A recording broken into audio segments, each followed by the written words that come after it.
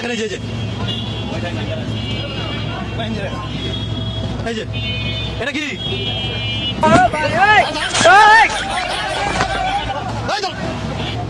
সমস্যা?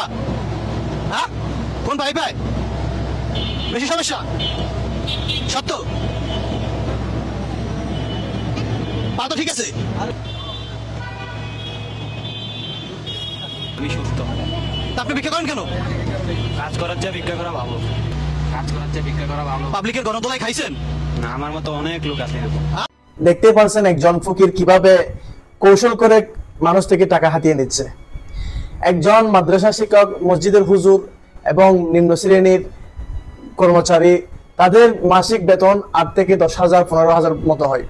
এরকম যারা ফকির আছে, যারা রাস্তাঘাটে ভিক্ষা করে, তাদের একজনের ডেইলি ইনকাম হয় 1,500 থেকে 2,000 টাকা। চিন্তা করেন, মাসে গিয়ে তাদের 45 থেকে 60,000 পর্যন্ত তাদের ইনকাম।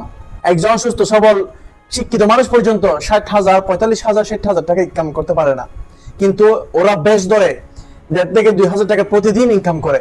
চিন্তা করেন ও কি কোনো অসুস্থ? আপনারা দেখছেন একদম সুস্থ মানুষ কিভাবে ফকির সেজে, কিভাবে ফঙ্কু সেজে মানুষ থেকে টাকা হাতিয়ে নিচ্ছে।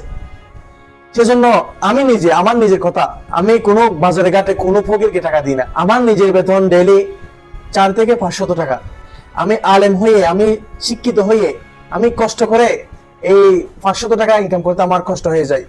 কিন্তু এই ফকিররা, এই ছদ্মবেশীরা পঙ্গু এবং ফকির সেজে ডেইলি হাজার হাজার টাকা ইনকাম করে ফেলে। এরকম আরেকটা ভিডিওর মধ্যে দেখছিলাম, ও নাকি ঢাকাতে 5 বিঘা জমি আছে, এই ভিক্ষা করে 5 বিঘা জমি নিয়েছে। ছেলে মেয়েরা ভার্সিটিতে পড়ে।